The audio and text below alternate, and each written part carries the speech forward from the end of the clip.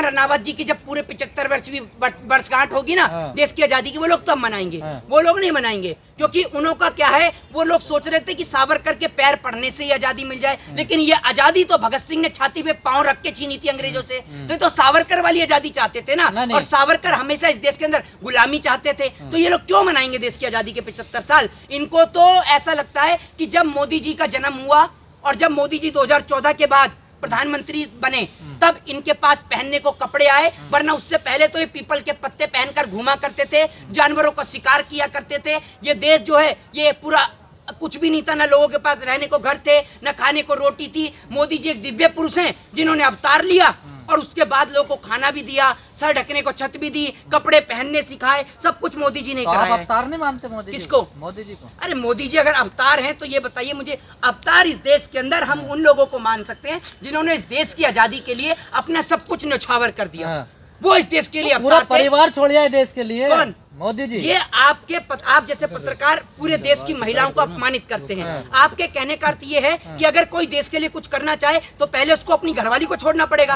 आप पत्रकारिता कर रहे हैं, क्या अपनी बीवी को छोड़ रखा है अपने घर? उन्होंने बीवी कब छोड़ी बताइए? छोड़ नहीं रखी है। कब छोड़ी? अरे छोड़ नहीं रखी है। उन्होंने कहा बचपन में हमारा कुछ हुआ था तो हम कर नहीं पाए। बचपन में तो भैया किसकी शादी होती है और किसका कुछ होता है, जरा आप ही बता दीजिए। पहले बचपन में शादियां नहीं होती, गोने नहीं होते थे, शादियां गोने। आपने अरे तो मोदी जी ने बाल विवाह किया है भैया, मैं नहीं कह रहा, पत्रकार कह रहे हैं मोदी जी ने बाल विवाह किया है। आप ये पहली परंपराओं को जानते नहीं आप? भारत में क्या परंपराएं चलती थी पहले भारत में? अरे वो तो चलती थी, कितने टाइम पहले चलती थी। है सती प्रथा पर मोदी जी की 70 साल से ऊपर है। मोदी जी की 70 साल से ऊपर है, जो आपको पता नहीं है क्या? अरे भैया मोदी जी कुछ भी कर सकते हैं, कुछ भी कह सकते हैं। मैं आपको कहता रहा हूँ कि मुंगेरी लाल भी क्या हसीन सपने दिखाता होगा जो नरेंद्र मोदी दिखाते हैं। ये झूठ बोलने में माहिर हैं। घर परिवार तो छोड़ा उन्होंने देश की खातिर। देखिए भैया आप एक बात मुझे बताइए, देश के खातिर घर परिवार क्या छोड़ दिया उन्होंने? ये बताइए कौन सा घर परिवार छोड़ दिया? भगत सिंह ने अपना घर परिवार छोड़ा था देश की आजादी के लिए, अपने माता श्री अपने पिता श्री सबसे मिला करते थे, बताइए ना। लेकिन आजादी की लड़ाई भी लड़ी और अंग्रेजों के मोदी जी भी तो मिलते अपनी माँ से जाकर, नहीं मिलते क्या? मोदी जी भी तो मिलते हैं ना। आपने कह दिया ना घर परिवार छोड़ दिया, ये बताइए ना आप मुझे। बात बीवी के छोड़ दिया, वो फोटो नहीं खिंचवाते थे ना, फर्क कितना है ना, फोटो नहीं खिंचवाते थे। भैया एक बात मुझे बताइए, कोई संपत्ति नहीं मोदी जी का, कोई घर नहीं है जहाँ तो मोदी जी फुटपाथ पे रहते हैं, कोई बंगला में रहते हैं मोदी जी। कोई है उनकी प्राइवेट प्रॉपर्टी बताइए? मोदी जी की। मोदी जी झुग्गी में रहते हैं, तनख्वाह नहीं मिलती देश के प्रधानमंत्री को। सरकारी घर में रहते हैं वो, देखिए लिए सरकारी घर में रहते हैं। अरे तो भैया प्रधानमंत्री हैं तो सरकारी घर में ही रहेंगे। तो वही जो कह रहे हैं ना। सुन लीजिए, जब सारी जिंदगी घूमने फिरने में और आपने ऐसे ही करके बिता दी तो सीधी सी बात है आप सरकारी आवास में ही रहेंगे। आपका अपना खुद का घर तो होगा नहीं। है उनके घूमने फिरने से बड़ी आपत्ति है। बहुत आपत्ति है। जब इस देश की जनता, सुन लीजिए, जब इस देश की जनता 2 वक्त की रोटी ना खा पाए ना और देश का प्रधानमंत्री 4 बार कपड़े बदले तो आपत्ति होनी चाहिए। सुन लीजिए, और मैं तो आज इस देश के ऊपर सोचने को मजबूर हूँ कि ये देश वो देश है कि जब ब्रिटिश ईस्ट इंडिया कंपनी ने इस देश के अंदर नमक के ऊपर टैक्स लगा दिया था तो ये देश सड़कों पर उतर गया था। लेकिन आज रोटी से लेकर कपड़े से लेकर तमाम चीजों के ऊपर टैक्स लग गया, लेकिन ये देश गूंगा और बहरा हो चुका है। इस देश के लोग सो चुके हैं। आखिर इसका कारण क्या है? इस देश के अंदर संविधान की धज्जियां उड़ाई जा रही है। अकेले हैं जो जगे हुए, बाकी सब पूरा देश क्या हुआ? आप अकेले पूरा देश जगा हुआ है, लेकिन आप जैसे पत्रकारों की खामोशी इस देश की गुलामी का सबसे बड़ा नतीजा है। ध्यान रखिए, आप जैसे पत्रकार इस देश के अंदर ये प्रमाण देते हैं कि अगर ये देश गुलाम होगा तो उसके जिम्मेदार आप होंगे, क्योंकि आपको पेन पेंसिल रबड़ कॉपी और किताब के ऊपर लगता हुआ टैक्स नजर नहीं आता। आपको नजर आती है तो सिर्फ मोदी जी के जो माता श्री के साथ फोटो खींचती है। मोदी जी घर पे लेके जा रहा है क्या टैक्स का पैसा है कि देश हित में ही लगा रहे हैं? अरे तो गब्बर सिंह क्या घर लेके जाता था?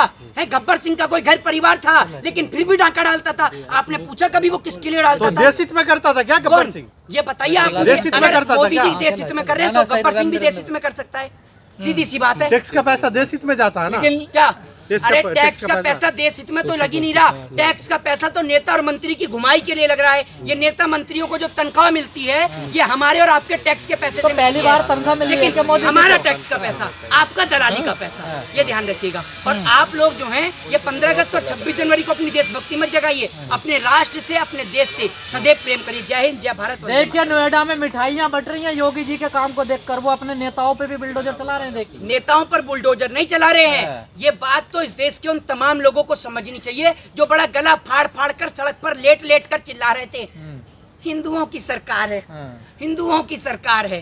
देख रहे हैं ना आप किस प्रकार का कांड हो रहा है। जिस प्रकार से भारतीय जनता पार्टी ने विकास दुबे का इस्तेमाल किया, ठीक उसी प्रकार से अब श्रीकांत त्यागी का भी इस्तेमाल जो है वो खत्म हो गया था। इसीलिए उनके घर पे कार्रवाई की गई, वरना इतने दिन से कोई कार्रवाई क्यों नहीं की गई? इस सवाल का आप जवाब।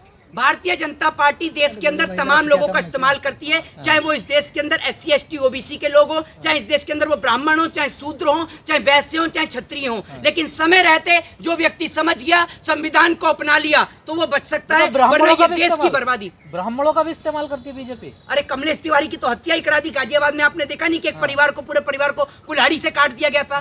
बताइए ना आप मुझे। और दूसरी बात ये कि ये जो जातिवाद वाला जो फैक्टर है ना, इसके ऊपर बात ही ना करें तो ही बेहतर है, क्योंकि इस देश के अंदर सबसे बड़े गर्व की बात यह है कि हम आजादी का 75वां साल मना रहे हैं और हम सबको एक होना जरूरी है। हम हिंदू, मुसलमान, सिख और ईसाई से पहले, सबसे पहले हम इस देश के नागरिक हैं और हम इंडियन हैं, तो हमें गर्व से कहना चाहिए I proud to be Indian. जय हिंद, जय भारत, वंदे मातरम।